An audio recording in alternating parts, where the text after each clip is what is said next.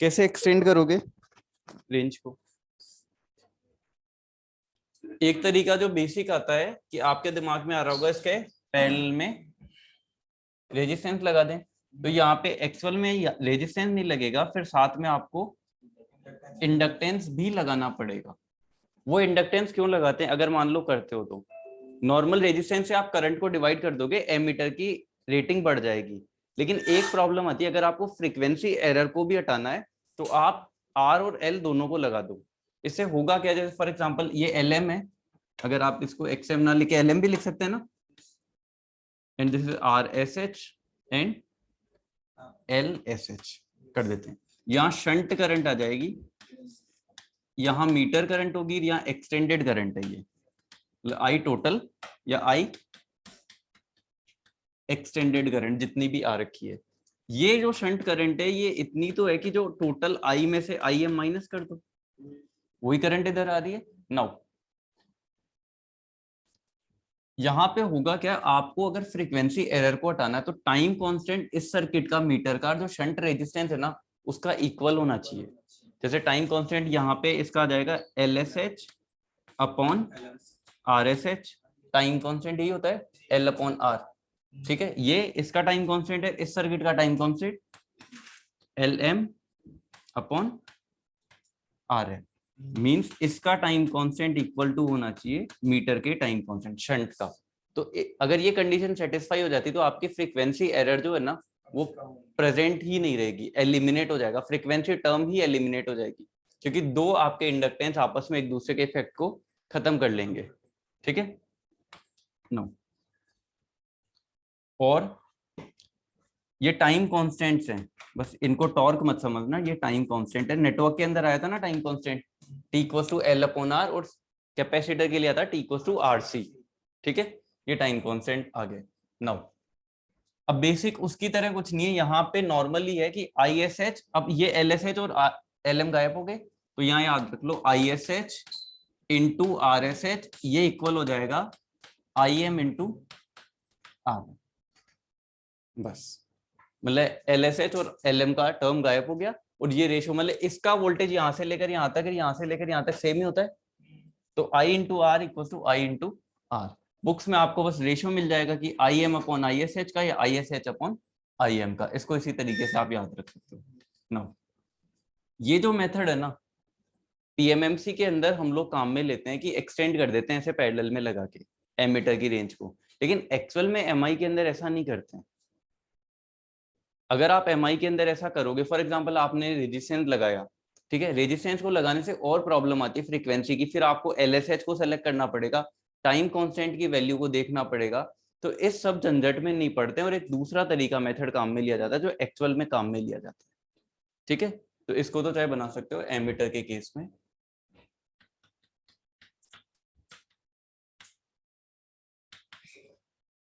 Ammeter में number 1 करके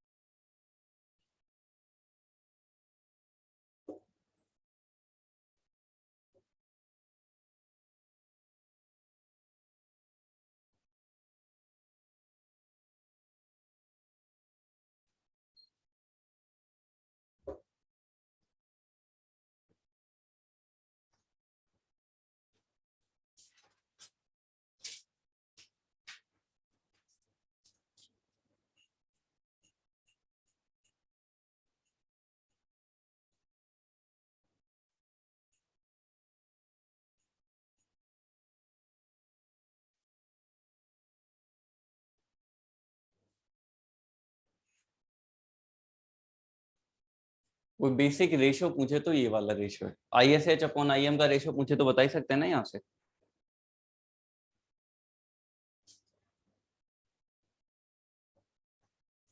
ये मेथड प्रैक्टिकली काम में नहीं लिया जाता।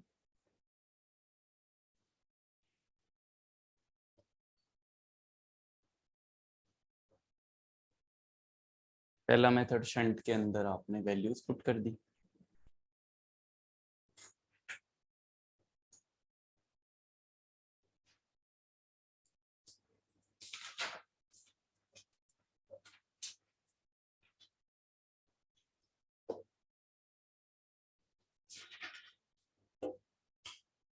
हो गया।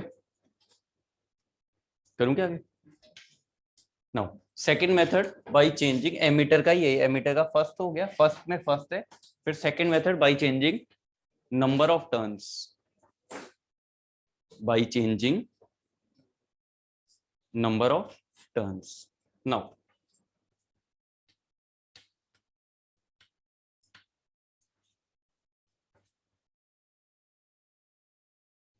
एक 50 एम्पियर फुल स्केल डिफ्लेक्शन आ रखा है आपके एमीटर के अंदर, ठीक है। नाउ इसके लिए आपको कुछ एमएमएफ की भी तो रिक्वायरमेंट होगी। डिफ्लेक्शन कैसे आता है? जब आपका एमआई के अंदर क्या होता है, यहां से आपके फ्लक्स आएंगे, जितने ज्यादा फ्लक्स आएंगे उतने ज्यादा टॉर्क मिलने वाला है आपको, तो उतना ज्यादा। फॉर एग्जांपल आपका एफएसडी 50 एम्पियर है, मतलब फुल स्केल डिफ्लेक्शन, तो मैक्सिमम टॉर्क इस एम्पियर पे मिलेगा ना। उस टाइम पे एमएमएफ की मैक्सिमम वैल्यू ही होने वाली है, मतलब एमएमएफ तो जितना आएगा, तो एमएमएफ आप कितना सेलेक्ट कर रहे हो। For example full scale deflection के लिए आपको एमएमएफ चाहिए 100 का, ठीक है। 100 या फिर 100 नहीं मानो तो एक काम कर लो, आप मान लो 200 मान लो। 200 एमएमएफ क्या होता है? N इंटू आई। इसमें करंट भी है और नंबर ऑफ टर्न्स भी है। नो, अगर यहाँ 50 एम्पियर है तो नंबर ऑफ टर्न्स कितने चाहिए? 200 एमएमएफ के लिए 200 एम्पियर, ये एम्पियर टर्न्स यूनिट होती है ना इसकी, 80 एम्पियर टर्न्स। 200 एम्पियर टर्न्स के लिए आप पुट कर लो N into I equal to 200। I की जगह अगर आप पुट करोगे 50 तो कितना आ जाएगा? 4, मतलब सॉरी यहाँ तो 200, तो N इक्वल टू 4। मतलब अगर आपके पास 200 एम्पियर टर्न्स पे ये 50 एम्पियर डिफ्लेक्शन दे देगा, तो कितने नंबर ऑफ टर्न्स की रिक्वायरमेंट है? सिर्फ 4 नंबर ऑफ टर्न्स, 1 2 3 4, हो गया काम। ये क्लियर है? नाउ अब अगर मान लो मैं नंबर ऑफ टर्न्स को बढ़ा देता हूं, जैसे नंबर ऑफ टर्न्स 4 ले रहे थे, करंट तो सेम आ रखा है 50, ठीक है। अब नंबर ऑफ टर्न्स मैं ले लेता हूं 6, ठीक है। यहां पुट करोगे 6 इंटू 50, एमएमएफ यही तो है, एमएमएफ यही तो है, N into I. Number of turns को 4 से आपने 6 कर दिया, टोटल एमएमएफ कितना मिल जाएगा? 300। तो डिफ्लेक्शन बढ़ेगा या नहीं बढ़ेगा? मतलब एमएमएफ बढ़ रहा है तो टॉर्क बढ़ेगा। तो आप इस तरीके से इसकी वैल्यूज को बढ़ा सकते हो। फॉर एग्जांपल आप 100 का ले लो, कम भी कर सकते हैं हम। अगर मान लो 50 की जगह मेरे को 25 का चाहिए, 2 नंबर ऑफ टर्न से काम चला लो आप, वो 25 तक का ही दे देगा आपको काम। तो उस अकॉर्डिंग नंबर ऑफ टर्न्स के जरिए भी हम चेंज कर सकते हैं, ये मेथड काम में लिया जाता है। और नंबर ऑफ टर्न्स अगर इसके अंदर जो आते हैं, फॉर एग्जांपल लोड करंट होगी, ये जो मेजरेबल करंट है ना, ये लोड करंट ही है, मतलब अलग से सप्लाई नहीं दे रहे, जो लोड के अंदर करंट जाती है उसी के बीच में से टर्न्स बना देते हैं हम, वाइंडिंग बना देते हैं। तो लोड करंट की वैल्यू एक्चुअल में थोड़ी सी हाई मिलने वाली है। तो हाई मिलेगी तो आपका एम्पियर टर्न्स के अंदर जो N इंटू आई में नंबर ऑफ टर्न्स बहुत कम लगते हैं। यहाँ नंबर ऑफ टर्न्स क्या है? बहुत कम लगते हैं। तो नंबर ऑफ टर्न्स को चेंज करके एम्पियर टर्न्स को आप चेंज कर सकते हो। तो एमएमएफ अगर चेंज होगा तो टॉर्क भी आपका चेंज हो जाएगा। तो इसमें लिख लो, वैसे थ्योरी लिख लो।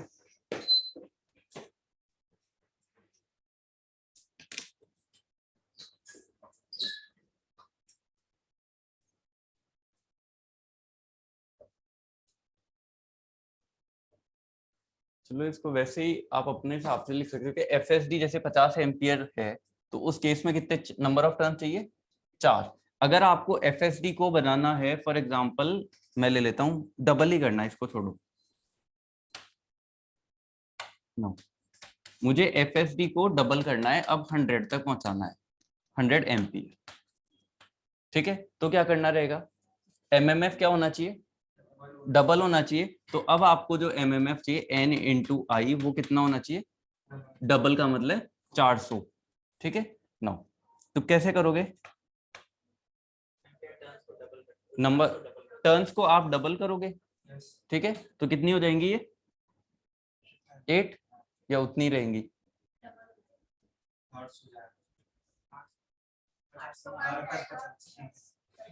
नहीं, एक चीज बताओ, ये 50 से यहाँ चला गया करंट भी, तो फिर अगर 100 करोगे तो 100 हो जाएगी ना?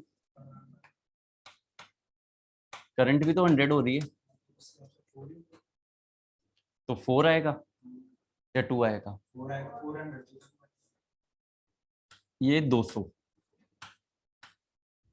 या 2 एमएमएफ के अंदर। जैसे फॉर एग्जांपल आपका मीटर तो इतना, ये मीटर हम दूसरा लाओगे तब तो देखो अलग केस है। अगर आप अलग अलग मीटर लोगे तो एक ही अलग अलग केस है। एक ही मीटर को अगर आपको एक्सटेंड करना है, कैलिब्रेट करना है, तो इसके अंदर फॉर एग्जांपल पहले वाला केस है, अगर 4 टर्न चाहिए एमएमएफ फॉर एग्जांपल 200 एम्पियर आया, तो टॉर्क तो सेम मिल ही जाएगा। अब हम जो गेम कर रहे हैं वो तो इसी में कर रहे हैं, नंबर ऑफ टर्न्स के हिसाब से कर रहे हैं। नाउ अगर नंबर ऑफ टर्न्स को आप बढ़ा दोगे, तो जैसे ही इसको तो 200 मिलेगा, ये तो फुल स्केल दे देगा, और फुल स्केल पे आप बता सकते हो कि इसके अंदर कितना करंट चला गया, 100। तो 50 एम्पियर के लिए 4 नंबर ऑफ टर्न चाहिए, 100 एम्पियर के लिए 2 चाहिए। उसी तरीके से अगर 25 एम्पियर होगा तो फुल स्केल डिफ्लेक्शन अगर 25 एम्पियर का अगर आप लेते हो, तो n इंटू 25 इक्वल टू 200। तो नंबर ऑफ टर्न्स कितने चाहिए? 8। तो उस अकॉर्डिंग जितना भी आपको करना है रेंज कर सकते हैं। ठीक है, इसको नोट कर।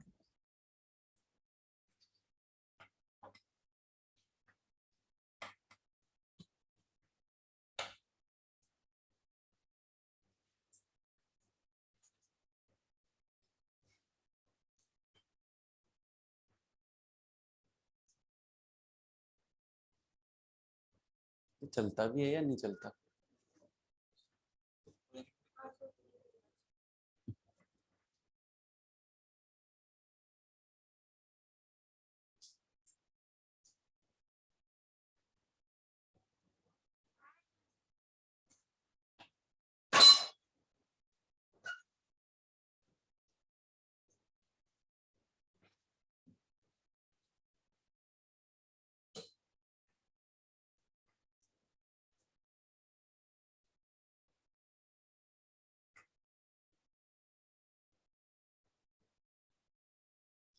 ये मैंने एग्जांपल के लिए 50 एम्पियर, 100 एम्पियर, 25 एम्पियर लिया है। प्रैक्टिकली एक्सटेंडेड वैल्यू भी कम ही जाननी है। फॉर एग्जांपल 50 मिली एम्पियर से है, ज्यादा से ज्यादा आप 1 एम्पियर तक कर लोगे उसको एक्सटेंड, इससे ज्यादा थोड़ी करोगे।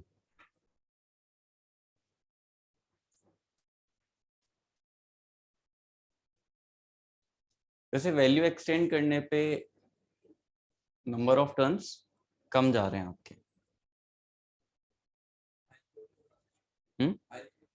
आई की वैल्यू बढ़ रही है ना फिर। हाँ बस ये याद रख लेना, वायर थिक काम में लेना है, क्योंकि करंट को ऐसा नहीं हो कि वो वायर ही पिघल जाए। करंट रेटिंग बढ़ा रहे हो तो वो तो एक्सेप्टेबल होना चाहिए आपके।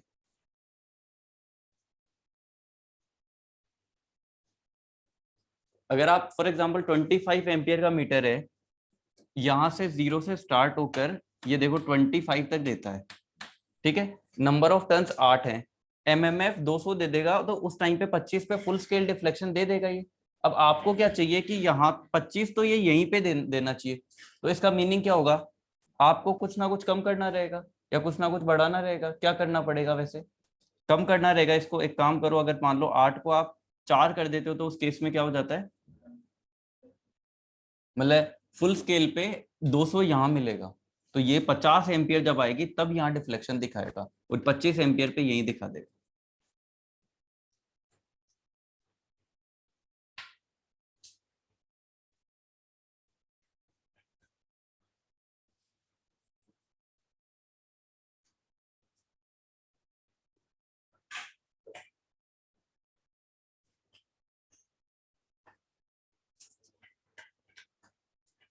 नो, हो गया? जीरो से लेके मतलब 250 एम्पियर तक अगर आपको एक्सटेंड करना है ना, किसी भी एम आई की वैल्यू को 0 से लेके 250 तक एक्सटेंड करना है, तो आप सीटी काम में ले सकते हो। सीटी क्या होता है? Current transformer. करंट ट्रांसफार्मर क्या करता है? मींस इसमें होता क्या है सीटी के अंदर?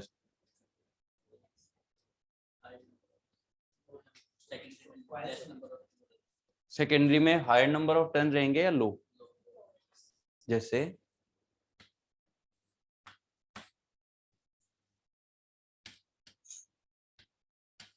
ये आपका लोड है, उसमें करंट फ्लो कर रही है। नाउ अब हमें क्या करना है, यहाँ पे एक सीटी को पुट करना है। सीटी के अंदर प्राइमरी साइड में क्या होता है? लेस नंबर ऑफ टर्न्स या हाई? किस साइड हाई होते हैं?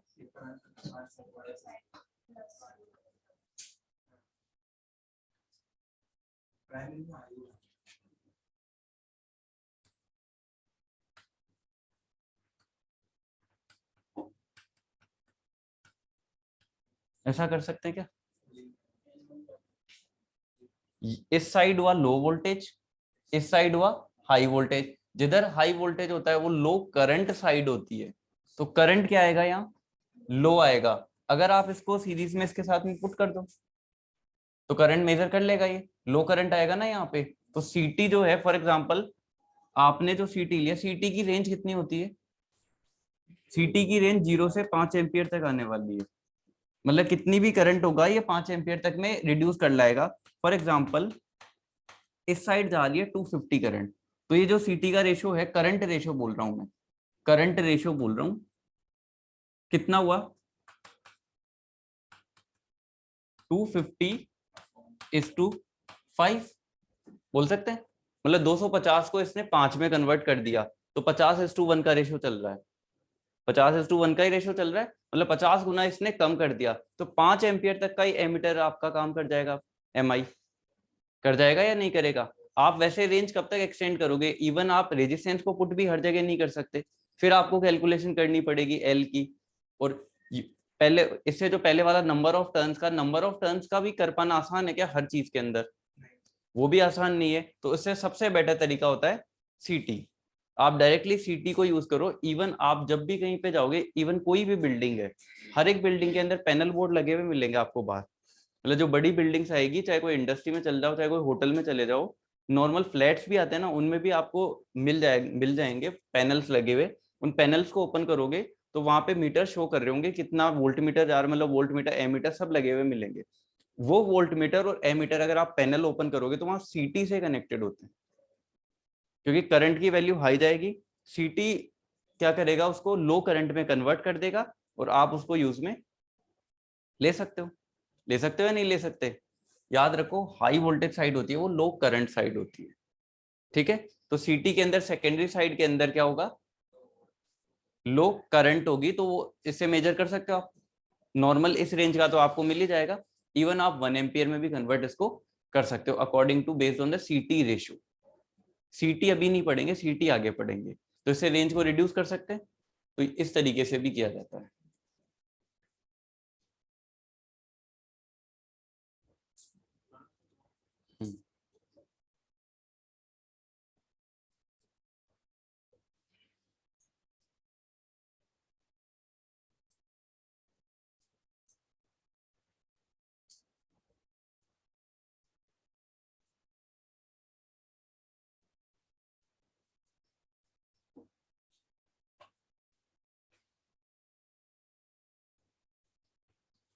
जैसे इसका अगर मान लो कि मैं रेशियो ले लेता हूं 10:1, ठीक है। इधर से लोड करंट जा रही है 40 एम्पियर, लोड करंट है 40 एम्पियर, 10:1 का रेशियो है। इधर से कितनी करंट आएगी फिर? इधर जो सीटी है उसका रेशियो 10:1 है, 4 एम्पियर आ जाएगी। इस साइड आपकी 4 एम्पियर, और एमआई रीडिंग दे देगा 4 एम्पियर पे, डिफ्लेक्ट कर देगा। तो इस अकॉर्डिंग जो भी लोड करंट है उसको आप कम कर सकते हो, रिड्यूस कर सकते हो। क्योंकि एक्चुअल में एमआई की इनका फुल स्केल डिफ्लेक्शन वैसे ज्यादा हाई नहीं रखते हैं, मिली वोल्ट में 50 उसी अकॉर्डिंग रहता है। तो सबसे बेस्ट सॉल्यूशन है एमीटर और वोल्ट मीटर में कहीं पे भी एसी में मेजर करोगे आपको सीटी और पीटी दोनों मिलने वाले। जो सबसे ज्यादा यूज में आता है यही आता है, और जो मैंने पहला बताया ना वो कहीं काम में नहीं, कोई नहीं लेगा उसको एक्सटेंड करने के लिए,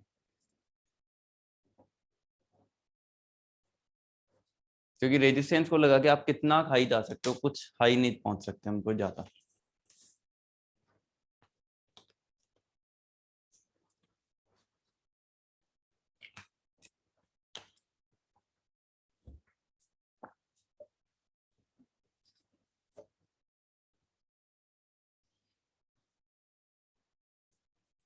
ये हो गया,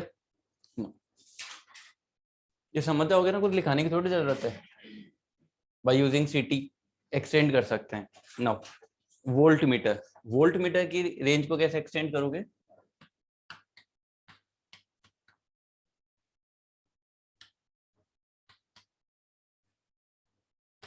वोल्ट मीटर वही सबसे पहले जो आपको बेसिक पता है,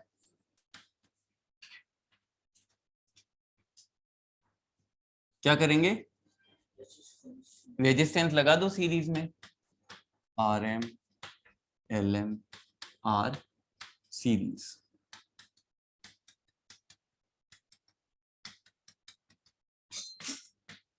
ये वी एम हो गया,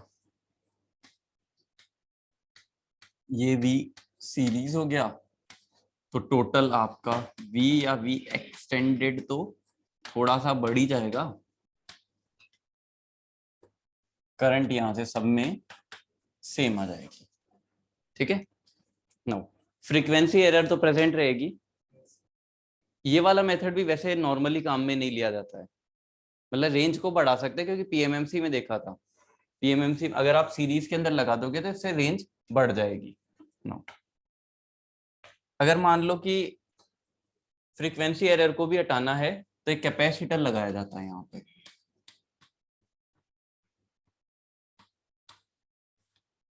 अगर फ्रीक्वेंसी एरर को हटाना है, कोई बोलता है तो फ्रीक्वेंसी एरर को हटाने के लिए कैपेसिटर लगाया जाता है।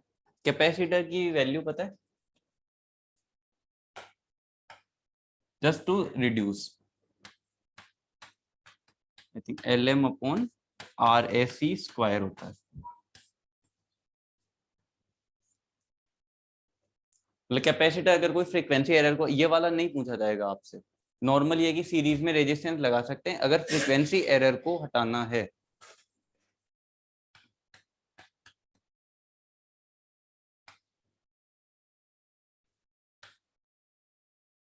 फ्रीक्वेंसी एरर, और वैसे ये अप्रोक्सीमेट फार्मूला है, एग्जैक्ट में होता है 0.41 और मल्टीप्लाई हो जाता है। यहाँ अगर 0.41 मल्टीप्लाई हो जाता है, अप्रोक्स में जाते हैं, तो LM अपॉन RSC स्क्वायर, ये कहीं काम नहीं आता।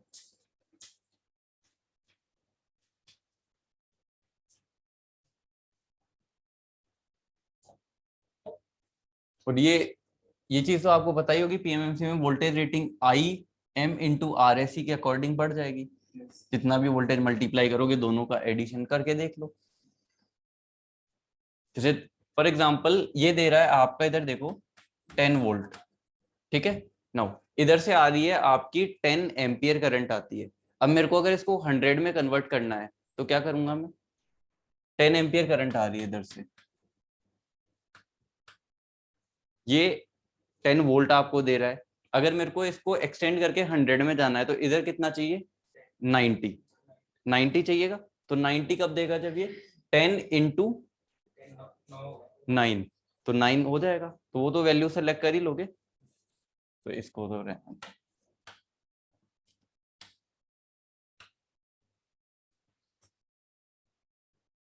और कैसे करोगे फिर वोल्ट मीटर की?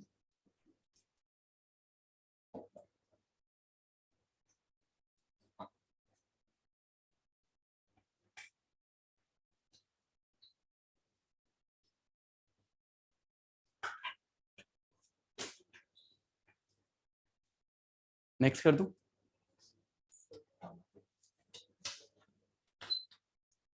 और कोई मेथड? By using PT.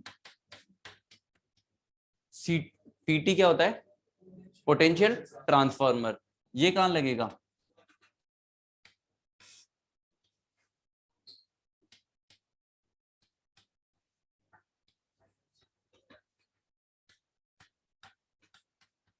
सीटी जो है वो वाइंडिंग के सीरीज में लगता है, करंट ट्रांसफार्मर है। और पीटी जो है वो लगेगा वाइंडिंग के, मतलब जो भी आपका लोड है जहां का आपको वोल्टेज मेजर करना है उसके पैरेलल में। वोल्ट मीटर हमेशा पैरेलल ही लगता है, चाहे आप अंदर बना लो चाहे बाहर बना लो। नाउ सीटी में और पीटी में नंबर ऑफ टर्न्स किधर हाई होंगे? मतलब पीटी में सेकेंडरी में कम होंगे। रीजन? यस। तो हाई वोल्टेज साइड में हाई टर्न होंगे, लो वोल्टेज में कन्वर्ट करना होगा तो लो टर्न से लो काम। और इधर आप एक काम कर लो, ये आपका मीटर कनेक्ट कर लो, जो भी आपका एमआई मीटर। इसका कोई भी रेशो हो सकता है, 50:1 हो सकता है, 20:1। ये आपका आ गया पीटी, पोटेंशियल ट्रांसफार्मर या वोल्टेज ट्रांसफार्मर। फॉर एग्जांपल इसके अक्रॉस आ रहा है 40 वोल्ट, 40 नहीं 50 मान लो यार, चलो 100 मान लो। कितने में कन्वर्ट हो जाएगा इधर? 2 वोल्ट, 2 वोल्ट के अंदर। तो यहाँ पे 2 वोल्ट में कन्वर्ट हो जाएगा, और 2 वोल्ट को आप मेजर कर सकते हो आसानी से। तो रेंज एक्सटेंड हो गई। इवन जो 2 वोल्ट को मेजर करने वाला एमआई था वो अब 100 वोल्ट को मेजर कर सकता है। मतलब और भी रेंज को आगे एक्सटेंड कर सकते हो, 500 तक कर लेगा। तो कितना भी हायर वोल्टेज है उसमें मेजर किया जा सकता है। याद रखो सीटी पीटी बहुत हाई, 250 रेंज का मैंने बताया, जैसे सीटी का 250 कम नहीं होती है, बहुत हाई करंट होती है।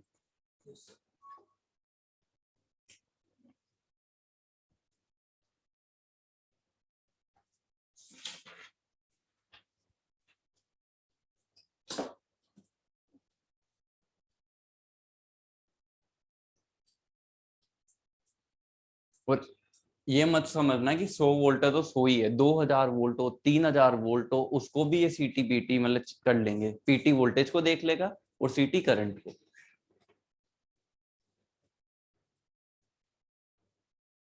मेनली जो सीटी और पीटी का जो यूज आएगा वो यही काम आएगा उनका। ये चलते कैसे ये हम बाद में देखेंगे, सीटी पीटी में अंदर क्या आता है। मेनली जो काम आएगा इनका यही आएगा कि ये वोल्टेज को करंट को कम करके दे देंगे, पीटी वोल्टेज को कम, ताकि हम उनको रीड आसानी से कर सकते हैं। हमें ज्यादा हाई रेटिंग की जरूरत नहीं है।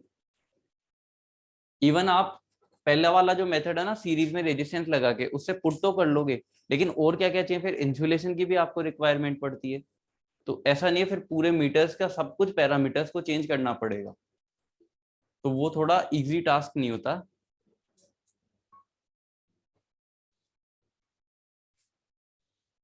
ये हो गया।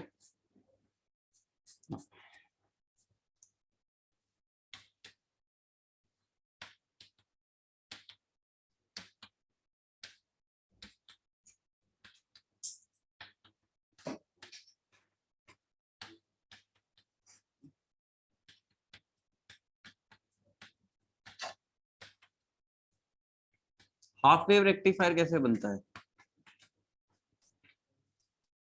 डायोड कितने चाहिए? एक आपको डायोड चाहिए, और यहाँ पर मीटर लगा देते हैं, ये लोड हो गया।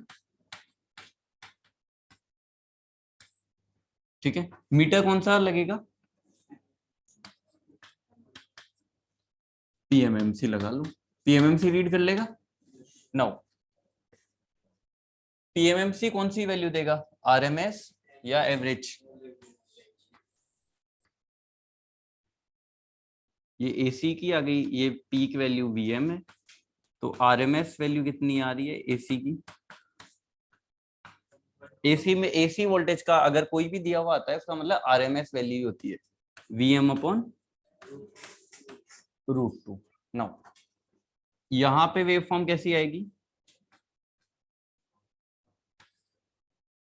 यही चलेगा, नीचे वाला ऊपर हो जाता है, लेकिन ये वाली साइकिल तो काउंट ही नहीं होगी। पॉजिटिव साइकिल में ही मतलब आएगा वोल्टेज, नेगेटिव में डायोड करंट ही फ्लो नहीं होने देगा।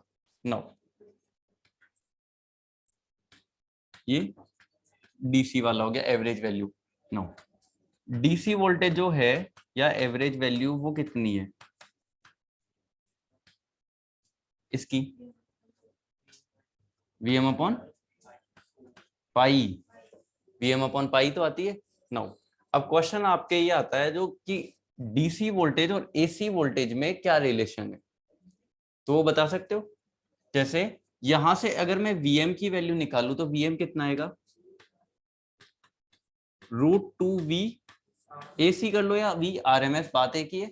नाउ अब इस वैल्यू को √2VAC या √2VRMS को यहाँ पे अगर पुट कर दें तो क्या आएगा, VDC equal to √2VAC upon pi. √2 upon pi कितना होता है बताओ, टोटल वैल्यू बताओ एग्जैक्ट, निकाल लो कैलकुलेटर में।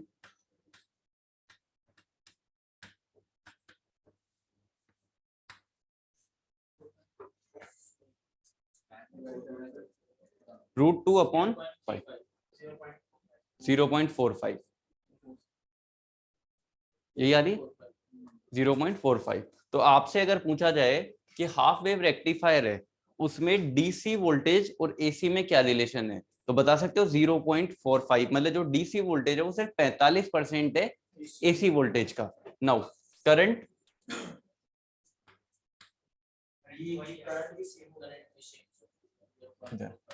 तो करंट का भी सेम बता सकता हूँ मैं direct, DC equal to 0.45 I AC. जहां डीसी लिखा हुआ है वहां हो सकता है वो एवरेज लिख के दे दे, जहां एसी लिखा हुआ है वो आरएमएस भी लिख कर दे सकता है, ये मैंने यही लिख दिया है। ठीक है, जो बेसिक यही पूछा जाता है। एक पूछा जाता है सेंसिटिविटी का, सेंसिटिविटी में क्या रिलेशन होगा, यही तो मतलब ऐसे आ जाएगा कि sensitivity of DC equal to 0.45 sensitivity of AC, यही जो रिलेशन है यही आएगा या कुछ अलग आएगा, यही आएगा। भाई एक चीज बताओ, इधर देखना, इसको मैं इस साइड ले रहा हूं तो अपॉन में आएगा या नॉर्मल आएगा, आई एसी अपॉन में, तो इधर लिखता हूं 1/I AC। आई डीसी को मैं उस साइड भेज रहा हूं तो ये क्या आएगा, 1/I DC। ठीक है, नो 1/I AC क्या होता है, सेंसिटिविटी क्या होती थी 1/I, यही तो बोला था मैंने, बोला था ना ये हर एक आई के लिए वैलिड है, एफएसडी का तो ज्यादातर पूछा जाता है इसलिए मैं एफएसडी लिख रहा हूँ, तुमने पूछा जाता यही होता है। सेंसिटिविटी और करंट में इनवर्स रिलेशन होता है, अगर करंट की वैल्यू बढ़ती है तो सेंसिटिविटी घटती थी। ठीक है, अगर करंट कम होती है तो सेंसिटिविटी बढ़ती है। तो 1/I AC कितना हो जाएगा, sensitivity of AC equal to 0.45 into sensitivity of DC, ये रिलेशन होता है। तो बस डायरेक्टली याद रहना चाहिए, हाफ वेव के अंदर जो वोल्टेज और करंट है वो सिर्फ 45% ही आपको मिलती है कंपेयर टू एसी, लेकिन जो सेंसिटिविटी है वो एसी की होती है 0.45 एस डीसी। नाउ अब क्वेश्चन में वो आपसे पूछ ले कि वी एसी कितना होगा, तो 0.45 अपॉन में आ जाएगा, अपॉन में आ गया। अगर वो सॉल्व करके भी कुछ दे दे तो निकाल सकते हो, फॉर एग्जांपल इसको 0.5 भी आप अप्रोक्स यूज में ले सकते हो, तो लगभग 2 से थोड़ा सा वैल्यू ज्यादा आएगी, तो 2 से हल्की सी, क्योंकि ये वैल्यू कम है ना नीचे, 2 के आसपास यहाँ आने वाला है। ऐसे सोचो ना, डीसी मतलब एसी वोल्टेज का हाफ मिल रहा है डीसी, तो डीसी दिया हुआ हो तो एसी उसका डबल के आसपास होगा। यही क्लियर है, ये नोट कर सकते हो।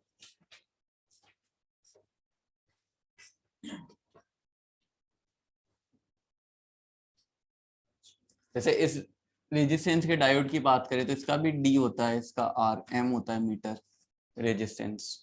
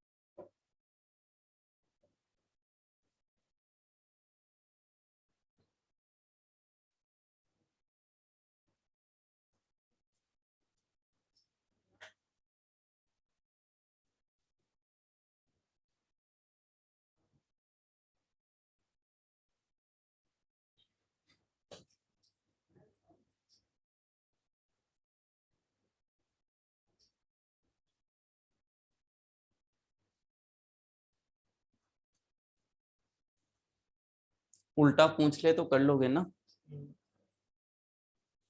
कि डीसी वोल्टेज जो होती है मतलब रेक्टिफायर टाइप इंस्ट्रूमेंट में लगभग 45% ही आती है।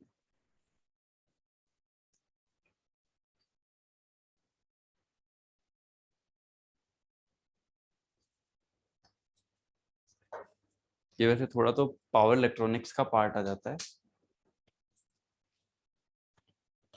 तो रेक्टिफायर टाइप इंस्ट्रूमेंट में कौन से मीटर से काम चल जाएगा आपका? पीएमएमसी। लेकिन बस प्रॉब्लम एक ही है कि इसके स्केल को क्या करना रहेगा, कैलिब्रेट करना रहेगा। कैलिब्रेट करना आता है ना कि अगर कोई रीडिंग पूछ ले तो क्या करना है, reading of half wave rectifier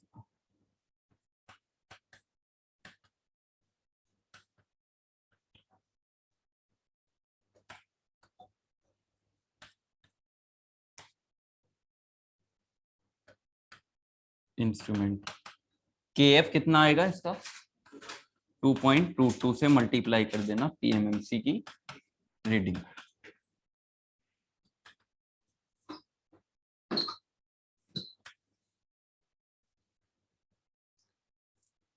तुम कहाँ गए हुए थे आयुष? घर। और वो एक और आया था, वो आया था कल परसों शायद, मिला था, वो तबीयत खराब थी उसकी, घर वाले आए थे उसके।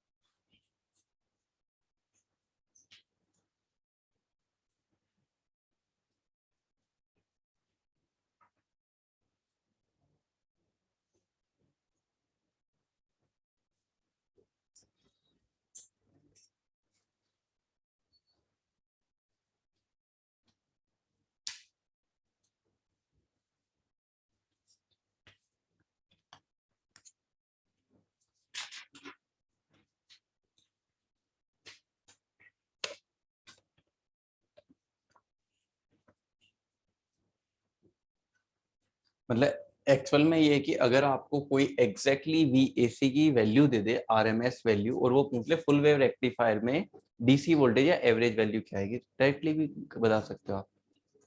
और वो वैसे फॉर्मूला से भी निकाल सकते हो, क्योंकि एसी आरएमएस दिया तो आप पीक निकालोगे फिर 2Vm/π में पुट कर लोगे, वो बात तो एक ही निकलेगी ना। जैसे उसने आरएमएस दे दिया, आप भी यही करने वाले हो कि पीक वैल्यू निकालोगे, क्योंकि 2Vm/π होता है एवरेज, तो Vm यहीं से लाओगे। तो ये मैंने डायरेक्ट बता रहा हूँ, क्योंकि कई बार डायरेक्ट क्वेश्चन आ जाता है। मतलब बात कुछ अलग नहीं है, बात तो सेम ही है, लेकिन वो कैलकुलेट नहीं कर पाते हैं कई बार बच्चे, और उस चीज में कैलकुलेशन में वो टाइम वेस्ट ज्यादा हो जाता है, क्योंकि इन पाई की इनको आप निकालोगे तो वहां टाइम लगेगा, और वो सिर्फ आपसे पूछेगा कि कितना परसेंटेज होगा, तो 90% डीसी।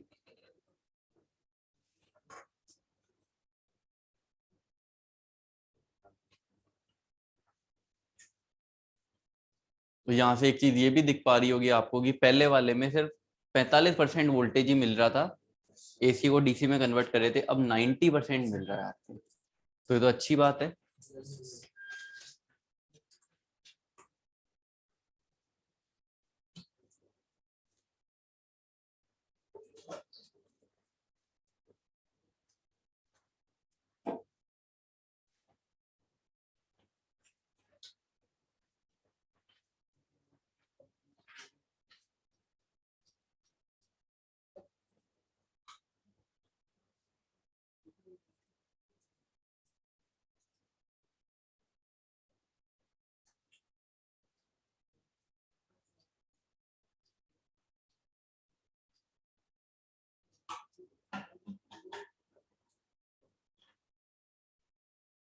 कौन सा इंस्ट्रूमेंट म्यूचुअल इंडक्शन चेंज में काम करता है, change in mutual induction, mutual inductance? Hmm eMMC, eMMC, dynamometer, वो एक ही होते हैं तो। पर उसका तो वो होता है ना, बताते हैं।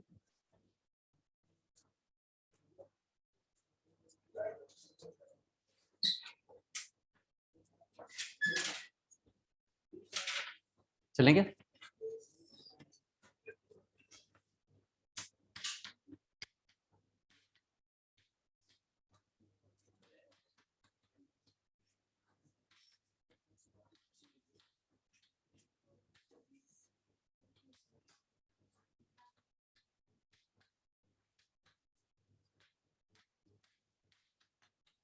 ईएमएमसी की फुल फॉर्म तो बताइए। Electromagneto motive moving coil, electromagnetic moving coil, ठीक है। No.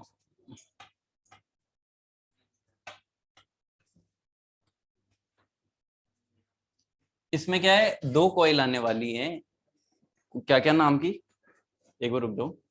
एक फिक्स्ड कॉइल, एक मूविंग कॉइल, दो कॉइल काम में लेने वाले।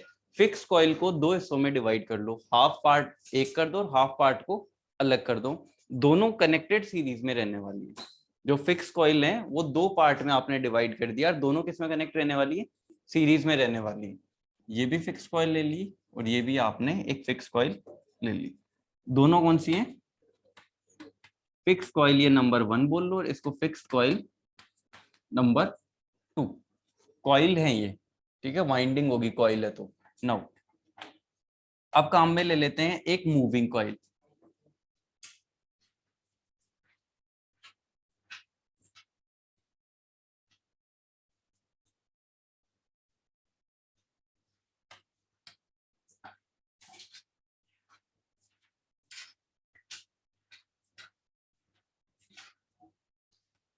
ये आपकी मूविंग कॉइल हो गई।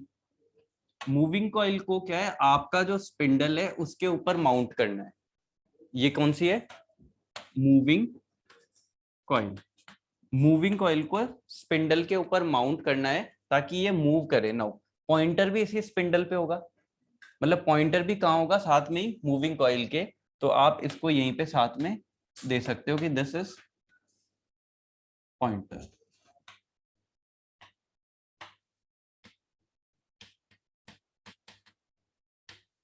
ये आपका पॉइंटर आ गया। पीछे वेट भी लगा सकते हो, लगाना है तो वेट बिना लगाए चल जाएगा ना काम। पॉइंटर के पीछे वेट लगता है, पता है ना, लगा देता हूँ चलो भाई। ये थोड़ा सा आपने वेट लगा दिया स्पिंडल के पीछे, ताकि ये पॉइंटर मतलब एक ही तरफ बैलेंस रहे, दोनों साइड मैकेनिकल बैलेंस जरूरी होता है रोटेटिंग पार्ट्स के ऊपर। याद रखना कोई भी रोटेटिंग पार्ट हो चाहे मशीन हो, एक मतलब ग्राम का भी थोड़ा इधर उधर नहीं हो, जहां तक कोशिश ये करते हैं। क्योंकि मैकेनिकल पार्ट जो रोटेटिंग, फॉर एग्जांपल मशीन से आपकी जितनी भी मोटर्स आती हैं, अगर आपने रोटर के ऊपर बैलेंस नहीं हुआ मैकेनिकल बैलेंस, तो थोड़े दिनों में एजिंग इफेक्ट आएगा। एयर गैप बहुत कम होता है, वो रोटर टच होके चलने वाला है, रोटर आपका वैसे ही खराब हो जाएगा। इवन फॉर एग्जांपल एक वाइंडिंग आपने काम में ली थी जिसको डमी कॉइल बोलते थे, किसमें काम में ली थी वो? डीसी जनरेटर की वेव वाइंडिंग के अंदर। वहां पे कंडक्टर बच रहा था कि स्लॉट बच रहा था, उसको खाली नहीं छोड़ा था, क्योंकि मैकेनिकल अनसिमेट्रिक हो जाती। और वो जैसे एक डमी कॉइल होती क्यों है, वो बैलेंस के लिए ही होती है। जैसे दो स्लॉट खाली रह गए थे वहां पे, तो आपको क्या करना है, अगर आप आज तो वो सही चल जाएगा नॉर्मल, लेकिन जैसे जैसे एज बढ़ती जाएगी, हो सकता है 2 महीने में या 1 साल बाद में वो मैकेनिकली अनबैलेंस होने वाला है, क्योंकि रोटेटिंग पार्ट पूरा बैलेंस चाहिए। वो हो सकता है एक साइड किधर भी झुक सकता है, जिधर वेट थोड़ा सा ज्यादा होगा, और एयर गैप बहुत कम रहता है। तो एयर गैप कम रहता है तो वैसे ही वो टकरा जाएगा, तो उसी दिन आपकी मोटर खराब हो जाएगी। तो अगर आपने ऐसी मतलब मोटर परचेज मतलब दी है, तो सारी मोटर जल्दी जल्दी खराब होगी, कोई दोबारा आपकी परचेज नहीं करने वाला है। ठीक है। नाउ ये फिक्स कॉइल हो गई। ये दोनों किस में कनेक्टेड होती हैं? सीरीज के अंदर होती है। ये मूविंग कॉइल होती है। नाउ कुछ केसेस में ऐसा होगा कि मूविंग कॉइल और फिक्स कॉइल का जो कनेक्शन है वो सेम रहने वाला है, कुछ में अलग होने वाला है। नाउ एक्चुअल में ऐसा कुछ कनेक्शन आता है इनका, देखो।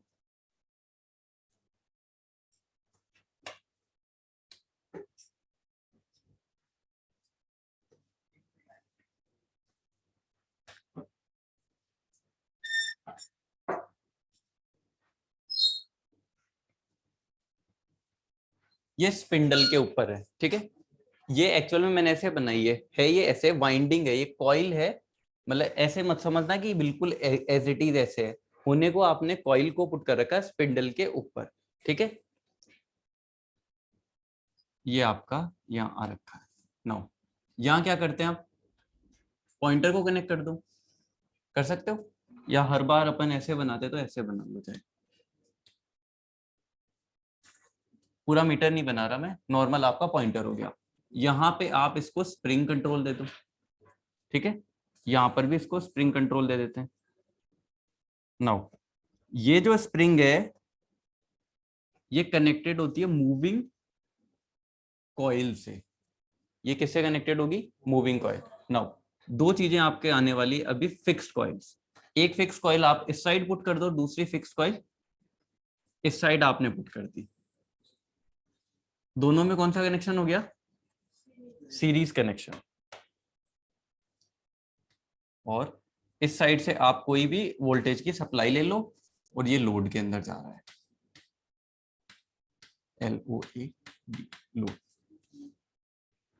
Now this is fixed coil number 1 and this is fixed coil number 2 and ये क्या है आपकी मूविंग कॉइल। ये स्पिंडल के ऊपर आ गई, फिक्स कॉइल फिक्स है, मूविंग कॉइल मूव करेगी। और ये दोनों किस में कनेक्टेड है? सीरीज में रहने वाली है। अभी इसका कनेक्शन कहां से जाएगा? मूविंग कॉइल का कनेक्शन, एक्चुअल में मूविंग कॉइल में भी करंट जानी है। मूविंग कॉइल के अंदर ये स्प्रिंग से करंट जाएगी। स्प्रिंग यहाँ क्या काम करेगी? एज ए लीड काम करेगी। जहां पे मैंने स्प्रिंग पढ़ाया था स्पाइरल कंट्रोल, वहां बताया था, इसका नाम भी लिखाया था, EMMC के अंदर भी काम करेगा।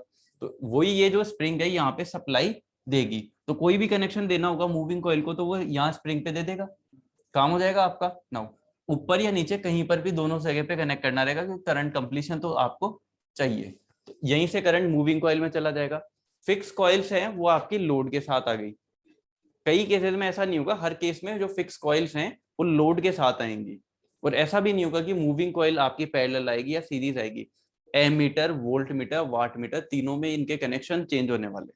तो एज इट इज फिक्स तो अभी कनेक्शन याद नहीं रखने, जब अभी आगे डिटेलिंग में आएगा कि एमीटर में एग्जैक्टली क्या कनेक्शन होगा, वोल्ट मीटर में क्या कनेक्शन होगा और वॉट मीटर में क्या कनेक्शन होगा, उस अकॉर्डिंग हम इसको देखेंगे।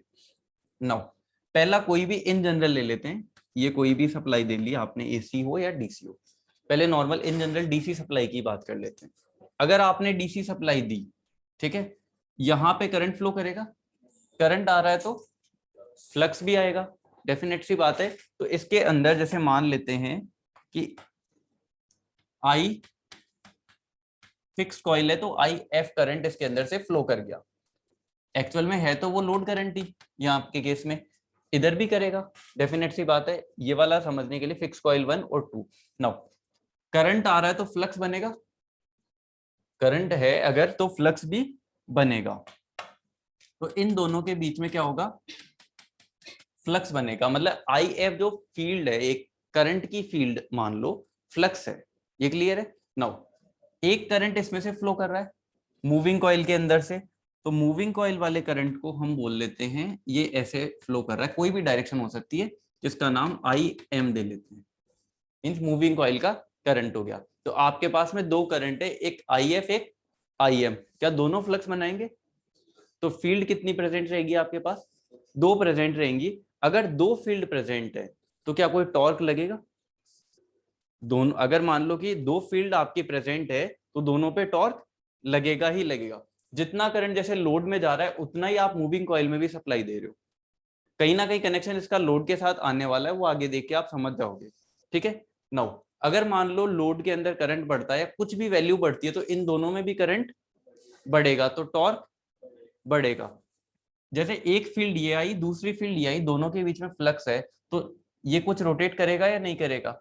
जैसे ही करंट आएगा तो ये डिफ्लेक्ट करेगा, पॉइंटर आपका पॉइंटर डिफ्लेक्ट करेगा, तो आप रीडिंग को नोट कर सकते हो। मूविंग कॉइल के साथ ही पॉइंटर कनेक्टेड है, जिधर भी फॉर एग्जांपल मूविंग कॉइल इस साइड जा रही है तो इस साइड रीडिंग दे देगा, इधर क्रॉस कर रही है तो उधर क्रॉस कर देगा।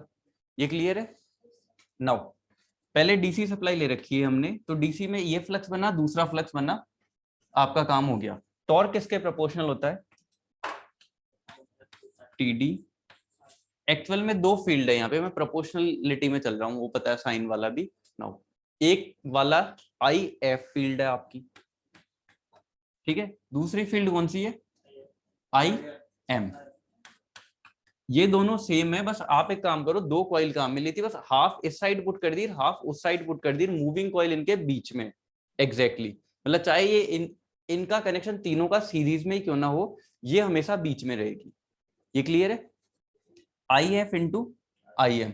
नाउ ये दो आपका टॉर्क मिलने वाला है। अगर मान लो इन दोनों की वैल्यू सेम हो गई तो टॉर्क प्रोपोर्शनल हो जाएगा आई स्क्वायर के। अगर ये दोनों इक्वल हो जाती हैं तो स्केल क्या है, लीनियर रहने वाला है या नॉन लीनियर? जैसे अभी इन जनरल बात कर लेते हैं, आई स्क्वायर। कंट्रोल कौन सा काम में लिया है? Spring control. तो स्प्रिंग कंट्रोल में होता है टीसी इक्वल टू टीडी, वही KC into theta equal to KD into I square. तो यहाँ थीटा प्रोपोर्शनल किसके हो जाएगा? आई स्क्वायर के। तो स्केल नॉन लीनियर आएगा। देखो हर एक मीटर का आपको पता है, जैसे फॉर एग्जांपल कौन कौन से मीटर कर लिए अपन ने? पीएमएमसी कर लिया, पीएमएमसी का स्केल लीनियर था, थर्मोकपल का नॉन लीनियर, एमआई का नॉन लीनियर स्केल था, इसका नॉन लीनियर। इसका याद रखना स्पेशल केस है, ईडीएम टाइप, इसको ईडीएम बोलते हैं, ईडीएम इलेक्ट्रोडायनेमोमीटर, ईडीएम या ईएमएमसी। इसके केस में अगर आपको एमीटर और वोल्ट मीटर के बारे में पूछा जाए तो इसका स्केल होगा नॉन लीनियर। वॉट मीटर का जो केस आएगा वो अभी एक बार देख लेंगे, उसमें थोड़ा सा कुछ अलग आने वाला है। वो क्यों अलग होगा, क्या होगा, वो वहां पे एक बार चेक कर लेंगे। ठीक है। यहाँ स्केल क्या आ रहा है?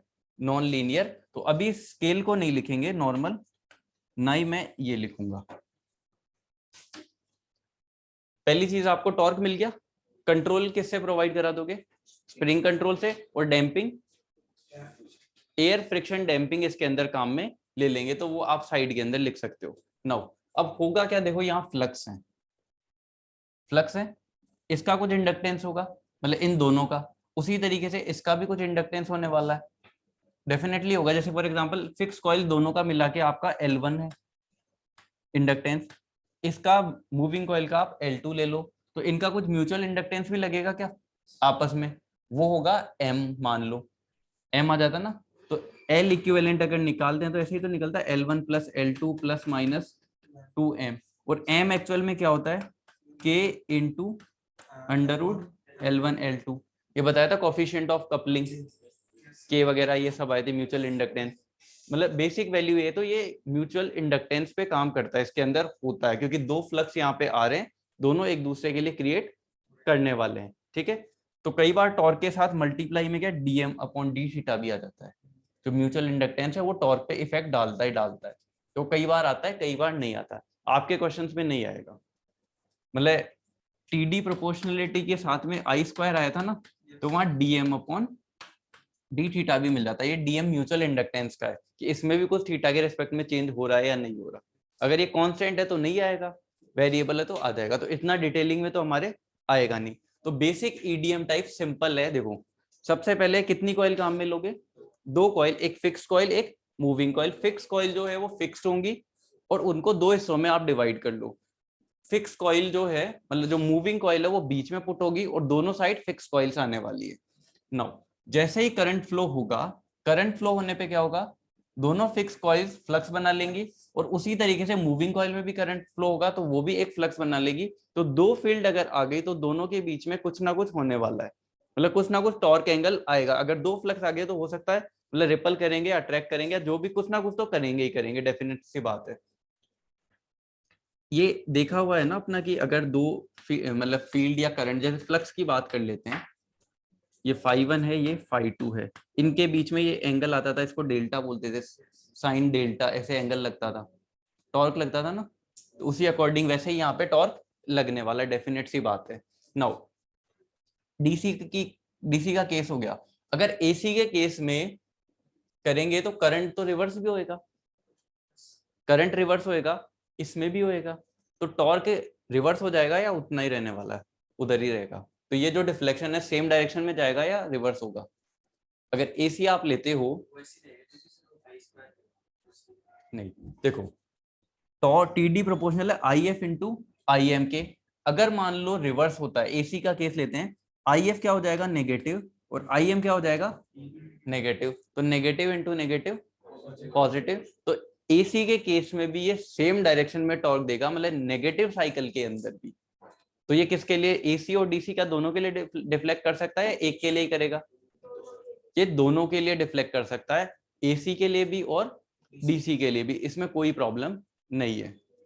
डैम्पिंग हम इसमें काम में ले लेंगे, एयर फ्रिक्शन डैम्पिंग बना लो भाई,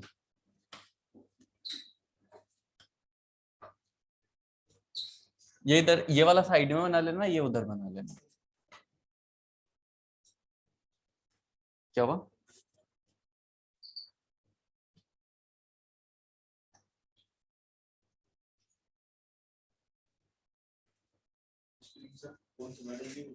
स्प्रिंग कौन से मेटल की होती है, ये फॉस्फर ब्रॉन्ज वगैरह की आप काम में ले सकते हो,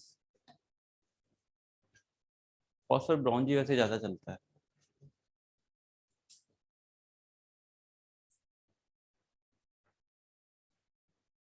बस एक चीज याद रखना, यहाँ करंट फ्लो करवाएगी स्प्रिंग, इसको एज ए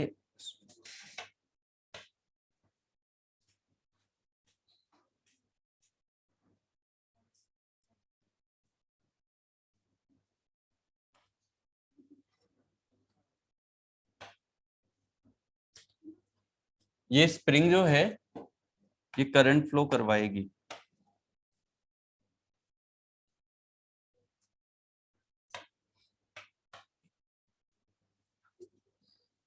चलो इसके वैसे पॉइंट्स लिख लेना थोड़े से,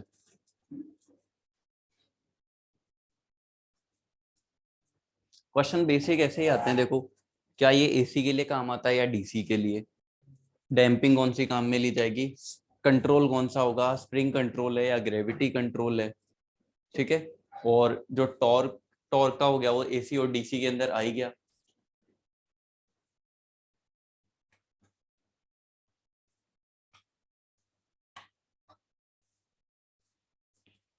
तो इवन एसी एंड डीसी दोनों के लिए डिफ्लेक्ट कर जाएगा।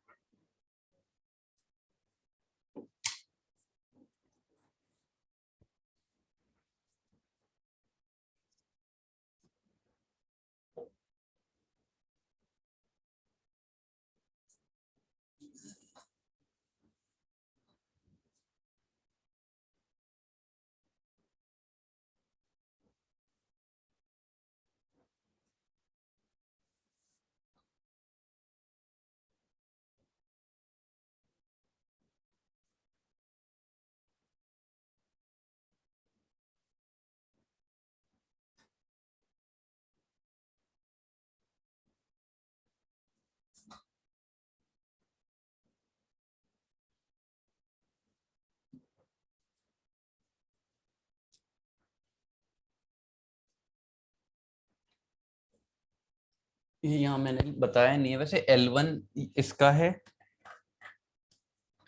मतलब इन दोनों का L1 हो जाता है, इसका L2 आता है, और यहाँ से एक M इधर मान लो, एक M इधर, म्यूचुअल इंडक्टेंस बनता है। होता है, बनाने की जरूरत नहीं है आपको, मतलब बस समझ जाना।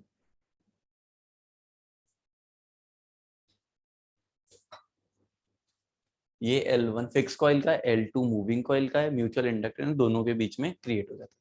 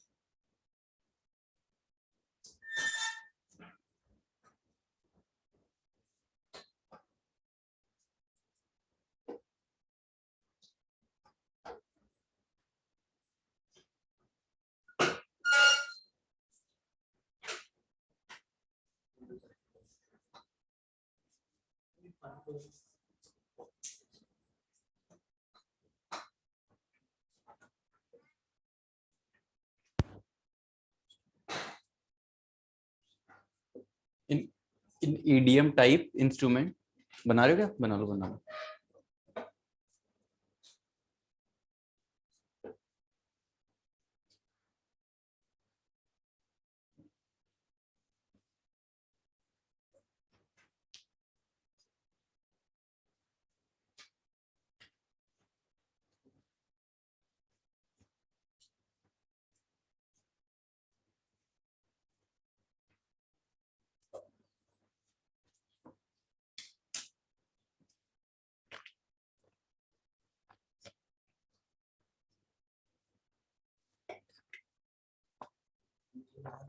करंट की डायरेक्शन करंट ये मूविंग कॉइल से कनेक्टेड है, स्प्रिंग से कनेक्टेड है, सप्लाई आएगी इधर से। ये जो रेड कलर की लाइन है, मतलब स्प्रिंग ही आ रही है, एज ए लीड ही काम में ले लिया हमने स्प्रिंग को ही। बस याद रखना, रेटिंग उस अकॉर्डिंग देनी जितनी मूविंग कॉइल करंट, मतलब करंट जाएगी।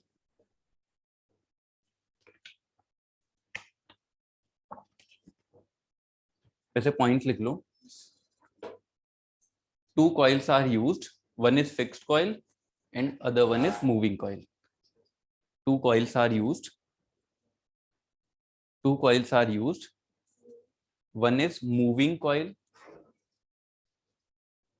one is moving coil, short में m dot c कर देना, and other one is fixed coil, fixed coil fc। ठीक है। Fixed coils are divided in two parts. Fixed coils are divided into two parts. Fixed coils are divided into two parts. Into two parts. Next point. Always put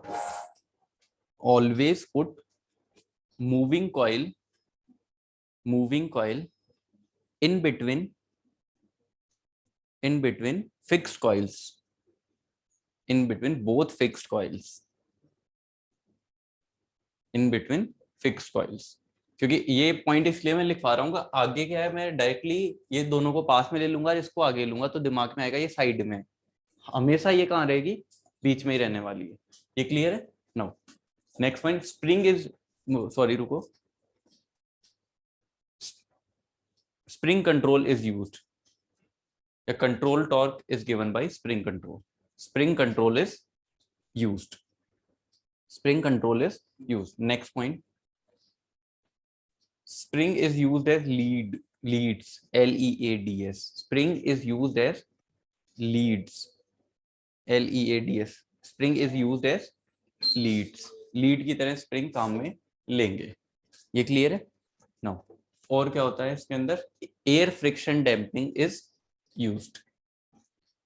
air friction damping is used. Air friction damping is used. देखो अभी आपको ammeter और volt meter पता है, scale non linear ही आने वाला है, तो चाहे पॉइंट ही लिख लो। ईडीएम टाइप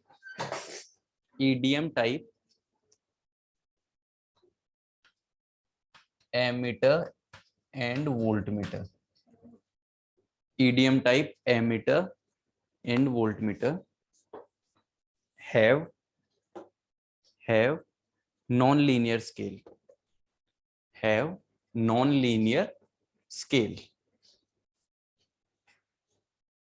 तो एक पॉइंट लिख लो, आगे समझ में आ जाएगा। Next point, EDM type watt meter,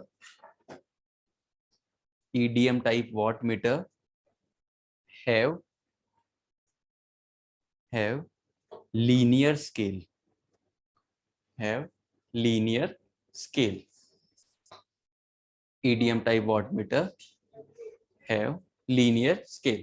तो क्वेश्चन में आपको ध्यान देना होगा, वो EDM टाइप का ही पूछता है कि स्केल इसका लीनियर होगा या नॉन लीनियर। फॉर एग्जांपल वो बोलेगा EDM टाइप वॉट मीटर है या EDM टाइप एमीटर है या वोल्ट मीटर है। नाउ इन जनरली उसने पूछ लिया कि EDM टाइप है, कोई EDM इलेक्ट्रो जो डायनेमोमीटर है, ओनली क्वेश्चन है कि डायनेमो, इसको डायनेमोमीटर भी बोलते हैं कई बार, इलेक्ट्रो भी हटा देते हैं। डायनेमोमीटर जो है उसका स्केल लीनियर होगा या नॉन लीनियर? लीनियर। डायनेमोमीटर का जो बेसिक यूज होने वाला है वो वाट मीटर के अंदर ही मैक्सिमम जाने वाला है, तो डायनेमोमीटर का नाम आता है, तो वहीं से डिफाइन हो जाता है कौन सा, वाट। एनर्जी मीटर है, वो भी करंट भी बताता है, वोल्टेज भी बताता है, लेकिन फिर भी उसका मेन यूज कहाँ है, वाट। मतलब एक तरीके से एनर्जी मीटर एनर्जी को नापने के लिए काम में लेते हैं, वो देख लोगे आप आगे। ये क्लियर है? एडवांटेज और डिसएडवांटेज एक बार लास्ट में देखते हैं। पहले मैंने अभी एक क्वेश्चन नहीं लिखा है थीटा प्रोपोर्शनल टू वाली, वो अभी आगे देख लेंगे। अभी सिर्फ मैंने आई दो फील्ड का पता है। ये तो क्लियर है ना कि IF IM क्यों लिया, क्योंकि यहाँ फ्लक्स थे। फ्लक्स क्यों नहीं लिया, क्योंकि फ्लक्स प्रोपोर्शनल होते हैं करंट के, तो करंट ले लो, चाहे IF इंटू IM ले सकते हैं ना, कि दो फील्ड के प्रोपोर्शनल है। नो, इसको आपको काम में लेना एज ए एमीटर। कैसे काम में लोगे? EDM टाइप मतलब को काम में लेना एज ए एमीटर।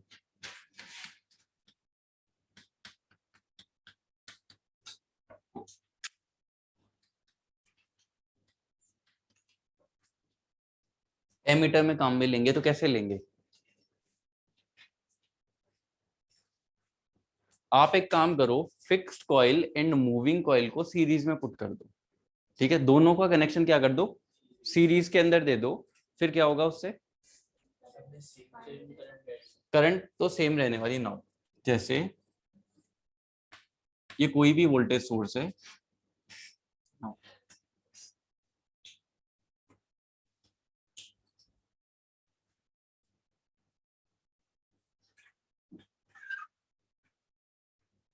ये आप मान लो कि आपकी मूविंग कॉइल है, ये fix coil number 1 and fix coil number 2। अब ये मैंने स्पेशल इसीलिए दिखाने के लिए बनाया कि आपके दिमाग में ये नहीं आना चाहिए अब ये साइड में, एक्चुअल जो कनेक्शन है वो क्या है, बीच में। ये तो हम सिर्फ सर्किट, इलेक्ट्रिकल सर्किट बना रहे हैं, और आप आगे इधर लोड को कनेक्ट कर दो। ये क्लियर है? नो, एक सेकेंड रुकना। VRMS या जो भी VAC वोल्टेज है एक तरीके से यहाँ पे। अब इसमें से करंट जाएगी, IF और IM दोनों सेम है या अलग है? ये तो लोड करंट है, इन दोनों में जो करंट जाएगी वो IF करंट है, इसमें जो करंट जाती है वो IM है। यही क्लियर है? यहाँ पीछे देखा था ना, इसमें IM करंट मान रहे थे, इसमें IF करंट। सीरीज कनेक्शन का मीनिंग ये है, इसको कनेक्ट किया आपने इसके साथ, इसको कनेक्ट किया इसके साथ, ये दे दिया AC सप्लाई पे, ये दे दिया आपने लोड पे। This is the series connection actually. ये यहां से लेकर यहां तक सप्लाई को करंट स्प्रिंग ले जाएगी। ये क्लियर है? कनेक्शन क्लियर है ना? सिर्फ आपने सीरीज कनेक्शन बना दिया। नाउ तो दोनों की current IM equal to IF, ये सेम हो गई IL। लोड करंट के इक्वल हो गई। टॉर्क किसके प्रोपोर्शनल होता है? I M into I F के, मतलब कोई भी एक करंट मान लो, मतलब कि लोड करंट के स्क्वायर के प्रोपोर्शनल हो गया, means T D proportional to I square. एक ही करंट है, आई स्क्वायर के प्रोपोर्शनल हो गया। नाउ स्प्रिंग कंट्रोल काम में ले रहे हैं तो हम T C equal to T D put करते हैं, तो थीटा प्रोपोर्शनल किसके आएगा? आई स्क्वायर के। तो यहां से हम बता सकते हैं कि scale is non linear.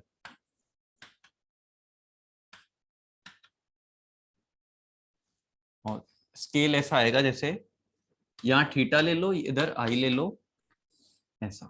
Starting के अंदर ज्यादा वैल्यूज आएंगी, आगे कम वैल्यूज आने वाली है। ये तो पता है ना, कल बना के देखा था हमने एक को, बाकी सबका भी ऐसे आने वाला है। नाउ और क्या चीज है इसके अंदर आपको दिख रही? जब भी आप किसी भी एमीटर को, इन जनरल बता रहा हूं, जब भी आप सीरीज में पुट करोगे तो आप क्या चाहते हो कि ये करंट ज्यादा कंज्यूम करे। जैसे करंट कैसे जाता है लोड में, इसका मान लो कुछ ना कुछ रेजिस्टेंस होता है, फॉर एग्जांपल आर ओम ही मान लो, ठीक है। यहां से जो भी वोल्टेज आता है V अपॉन आर करंट जाता है। अगर इसका रेजिस्टेंस ज्यादा होगा तो क्या ये करंट को इफेक्ट करेगा? एमीटर का रेजिस्टेंस अगर आ जाता है तो ये करंट को इफेक्ट करेगा। तो हम क्या चाहते हैं कि जो करंट है वो ज्यादा जाए, या मतलब इफेक्ट हो या नहीं हो। अगर इसका रेजिस्टेंस है जैसे 10 ओम, और इधर से आपके 100 वोल्ट डीसी सप्लाई मान लो, एसी का नहीं पता, चलो ठीक है डीसी मान लो, कितनी करंट जाएगी? 10 एम्पियर करंट जाएगी। अगर इसका रेजिस्टेंस 5 ओम है तो करंट इफेक्ट होगा, करंट इफेक्ट होने वाला है। तो हम क्या चाहते हैं कि आइडियली क्या हो, इसका रेजिस्टेंस कितना हो? कम से कम, मतलब जीरो। प्रैक्टिकली ऐसा नहीं होता है कि जीरो तो नहीं निकलेगा, लेकिन हम कोशिश ये करेंगे कि मिनिमम से मिनिमम इसका रखें, क्योंकि अगर इसका रेजिस्टेंस आया तो ये करंट को कम देगा। ये खुद के अंदर, खुद की वजह से खुद का रेजिस्टेंस भी अपोज करवा देगा, इसका करंट को कम देगा। तो जो भी ये रीडिंग शो करेगा एक्चुअल में उससे ज्यादा करंट होगी। ये क्लियर है? नो, तो ये एक तो ये याद रखना कि हर एक एमीटर, उसका रेजिस्टेंस कितना होता है? इंटरनल रेजिस्टेंस जीरो ही होता है। इंटरनल आइडियल की बात कर ले तो जीरो, और प्रैक्टिकल में मिनिमम एज पॉसिबल। ये क्लियर है? तो ये है आपका ईडीएम टाइप एमीटर। डायरेक्टली क्या करना, तीनों को सीरीज में कनेक्ट किया और लोड के साथ सीरीज में पुट कर दो, तो आप उसी ईडीएम टाइप मीटर को एज ए एमीटर काम में ले सकते हो, और उसका स्केल आपका नॉन लीनियर आ रहा है। ये क्लियर है? कई केसेस में आपको यहाँ डीएम अपॉन डी थीटा भी मिल जाएगा, चाहो तो लिख सकते हो साइड में, I square DM upon D theta. M mutual inductance वाला आ जाता है, वो कोई ज्यादा यूज नहीं आएगा, बना लो ये।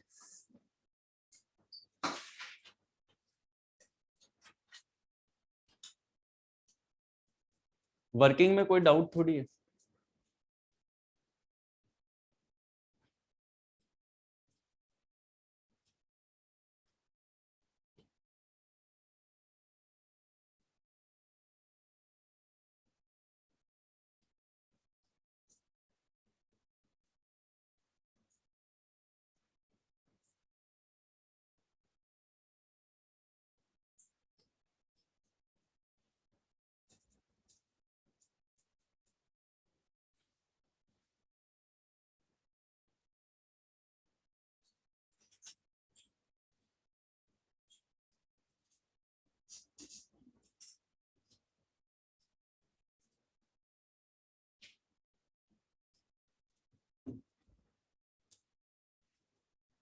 देखो सीरीज कनेक्शन बनाने के 50 तरीके होते हैं, मतलब ऐसे मत समझना एक ही होता है। जैसे इधर एक बार कर लूं क्या बैक? नो, जैसे इसकी जगह पे ये कनेक्शन दिया था, ऐसे दे सकते थे ना, पहले फिक्स कॉइल को कनेक्शन दे दिया, बाद में इसको दे लेते। वो तो दे सकते हैं कनेक्शन, तो आप ऐसे भी दे सकते हो, जैसे उसमें मैंने यही कर रखा है आगे वाले डायग्राम के अंदर। आप एक काम करो, इसको इधर कनेक्ट कर दो, ठीक है, और इसको इधर कनेक्ट कर दो, इसके बाद में इसको सप्लाई देके यहाँ से ले आओ। दे सकते हो, तो कहीं भी हो सकता है, पहले इन दोनों को दे दिया फिर बाद में दे दिया। इवन आप एक काम भी और भी कर सकते हो चाहो तो, आप एक काम करो, फिक्स कॉइल के बाद में डायरेक्टली लोड पे चले जाओ, लोड पे चले गए, लोड के बाद में फिर मूविंग कॉइल में गए, मूविंग कॉइल से चले गए, तो भी तो सीरीज के अंदर ही आ रहा है।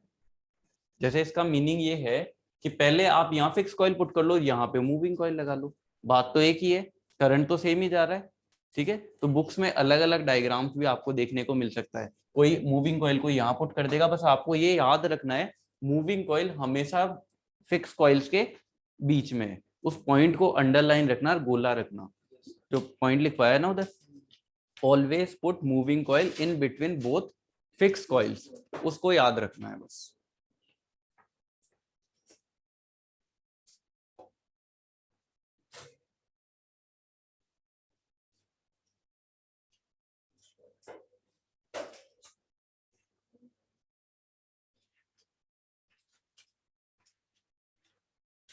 कई बार सबके दिमाग में ये डाउट आता है कि यहाँ पे ये बीच में नहीं है, बस ये है एक्चुअल में उधर बीच में, वो कनेक्शन ही हमने किए है।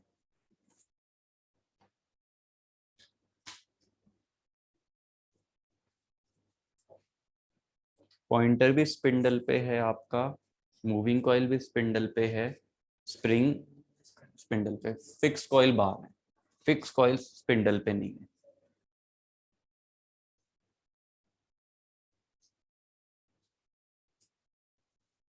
जहां कॉइल बनती है फ्लक्स आ गया, वहां इंडक्टेंस आ ही जाता है, और दो दो फ्लक्स बन रखे हैं।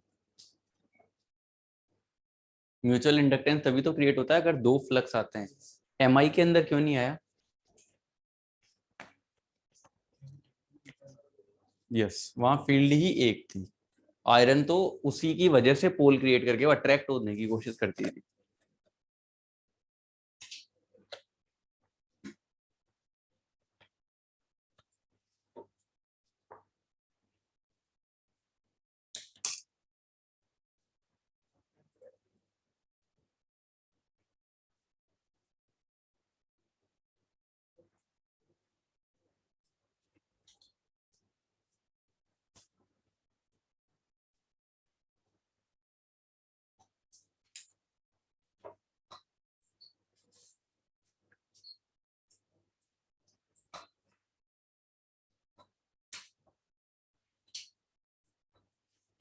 हो गया। अब हम ईडीएम को किसकी तरह काम में लेंगे? EDM type volt meter. इसमें क्या होने वाला है, कैसे कनेक्ट करें? तीनों का कनेक्शन कैसे रखोगे आप? दो का सीरीज में, इसका पैरेलल में? नहीं, आपको तीनों को सीरीज में ही रखना है बस।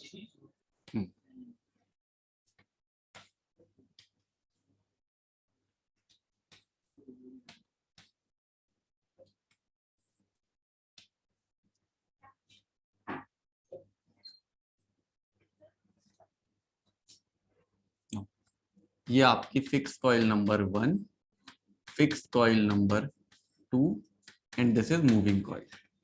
अब एक चीज याद रखना, कई लोग ऐसे भी बना रखा है बुक्स वगैरह में, देखो वो यहाँ से ऐसे घुमाते हैं और यहाँ बनाते हैं एक कॉइल और फिर इधर कनेक्ट कर देते हैं। इस मूविंग कॉइल को ऐसे बना दिया ताकि वो ऐसे दिखे कि ये बीच में, तो ऐसे बनाना चाहोगे या ऐसे सीधा? ये सीधा ठीक है, लेकिन समझ जाओगे ना ये एक्चुअल में बीच में पुट है, कंफ्यूज नहीं होना है। नो, ये मूविंग कॉइल आ गई, एक्चुअल में बीच के अंदर पुट है, ये आपका लोड है, इसके अक्रॉस कुछ ना कुछ वोल्टेज आ रहा होगा, फॉर एग्जांपल चाहे वी वोल्टेज मान लो या कुछ भी मान लो। एसी डीसी है तो एक साइड पोलैरिटी आएगी, एसी है तो पोलैरिटी चेंज होती रहेंगी। नाउ अब एक चीज बताओ, करंट क्या दोनों कॉइल्स में सेम है? I F equal to M, यही आ रहा है। नाउ अब क्या होगा, जैसे ही आप वोल्टेज अप्लाई करोगे इधर तो करंट जाएगा ही, इधर कुछ वोल्टेज भी बनेगा और V अपॉन रेजिस्टेंस के हिसाब से इधर करंट आने वाला है और वही करंट यहाँ डिफ्लेक्ट होगा। लेकिन एक प्रॉब्लम है, इसका इंटरनल रेजिस्टेंस क्या था? कम था, तो V यहाँ पे जो आएगा, यहाँ पे रेजिस्टेंस V अपॉन R से लोगे, फॉर एग्जाम्पल वोल्टेज है 220, रेजिस्टेंस आप 1 से भी कम लोगे, इवन मान लो 1 ओम भी आपने ले लिया तो कितना करंट चला गया? 220, तो आपका तो मीटर ही डैमेज हो जाएगा। मीटर डैमेज हो गया, तो उस डैमेज को बचाने के लिए क्या करते हैं, आप एक काम करो, हाई रेजिस्टेंस अगर आप उसको ही काम में ले रहे हो, एम मीटर को एज ए वोल्ट मीटर काम में लेना चाह रहे हो, तो एक हाई रेजिस्टेंस यहाँ पे साथ में पुट कर दो। बनाना चाहो बना सकते हो, कुछ बुक्स में मिलेगा, कुछ में नहीं भी मिलेगा। ये हम कुछ नहीं कर रहे, एक रेजिस्टेंस पुट कर रहे हैं, एक्स्ट्रा रेजिस्टेंस पुट किया है सीरीज में, हाई रेजिस्टेंस होगा, क्यों, ताकि इसके अंदर करंट की वैल्यू कम से कम आए। नाउ, और अगर इन जनरल आप बनाने जा रहे हो EDM type wattmeter, sorry voltmeter ही, या कोई भी वोल्ट मीटर, तो आपको यही काम करना है कि उसका इंटरनल रेजिस्टेंस हाई रखना। तो अब हाई तो हम वैसे तो बना नहीं सकते, हम उसके साथ में मीटर के अंदर ही एक रेजिस्टेंस को पुट कर देंगे। ये क्लियर है, हाई रेजिस्टेंस की वैल्यू को आपने यहाँ पुट कर दिया। नाउ अब करंट कितनी जाएगी इसमें, I इक्वल्स टू, इधर तो लोड करंट है, लोड करंट इस बार अलग है। Now V upon I F मान लो या आई एम मान लो, V अपॉन जो भी ये R एक्स्ट्रा है और इसका ये वाला value, no R meter plus R external बोल लो या R एक्स्ट्रा बोल लो, ठीक है।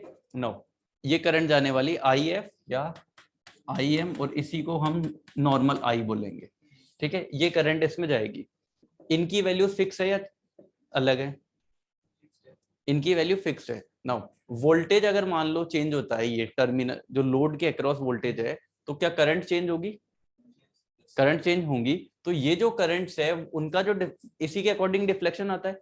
नाउ अगर वोल्टेज की वैल्यू बढ़ी तो करंट्स बढ़ेगी, डेफिनेटली दोनों करंट सेम ही है, तो करंट्स आपकी बढ़ेगी, अगर वोल्टेज कम हुआ तो करंट घटेगा। तो क्या इस कॉइल के अंदर जो करंट आ रहा है वो वोल्टेज पे डिपेंड हो रहा है, एग्जैक्टली डायरेक्टली प्रोपोर्शनल बोल सकते हैं। तो जो टी डी प्रोपोर्शनल होता था आई एफ और आई एम के, क्या मैं बोल सकता हूँ आई एफ और आई एम तो खुद ही डायरेक्टली प्रोपोर्शनल है वी के, कि जितना वी आ रहा है उतना ही डिफ्लेक्शन देने वाली है, तो यहीं से ये बोल सकते हैं T D proportional to V square बोल सकते हैं। तो यहाँ से वोल्टेज का डिफ्लेक्शन मिलेगा या नहीं मिलेगा, कि जितना वोल्टेज आएगा, अगर मान लो वोल्टेज की वैल्यू बढ़ती है तो डिफ्लेक्शन ज्यादा मिलेगा आपको, अगर मान लो टीडी ज्यादा मिल जाएगा मतलब डिफ्लेक्टिंग टॉर्क ज्यादा, अगर वोल्टेज थोड़ा कम है तो थोड़ा कम टॉर्क मिल जाएगा, तो वोल्टेज के अकॉर्डिंग टॉर्क मिल रहा है आपको। नाउ स्प्रिंग कंट्रोल अगर काम में लिया तो वही टीसी इक्वल्स टू टीडी, तो डायरेक्टली लिख दूं theta proportional to V square बोल सकते हैं। तो स्केल कौन सा आएगा, स्केल इज नॉन लीनियर, और यहां पे आप थीटा और वी के रेस्पेक्ट में बना सकते हो, ठीक है। तो उसी को आपने काम में ले लिया, चाहे आप आई के रेस्पेक्ट में दिखाओगे तो बस रेजिस्टेंस से फिर मल्टीप्लाई करके दिखाना पड़ेगा, अगर आप आई में लेके चल रहे हो उसी मीटर को भी काम में ले सकते हो, बस जो भी आपने रेजिस्टेंस लगा रखा है उसे मल्टीप्लाई करके लिख दो, तो उसे बेटर है ना, हम डायरेक्टली कैलिब्रेट करके वोल्टेज में लिख के दे देंगे ना डेटा। तो ईडीएम टाइप वोल्ट मीटर का भी जो वो आया स्केल आया वो नॉन लीनियर आ गया।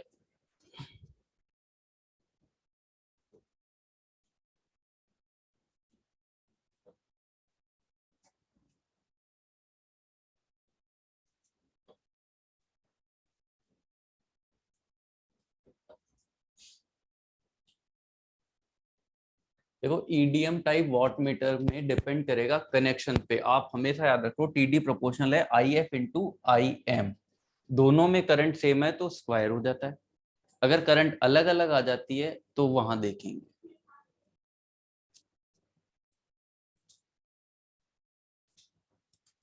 ये पूरा मीटर एक है और मूविंग कॉइल डिफ्लेक्ट करेगी, इसके साथ पॉइंटर कनेक्टेड है।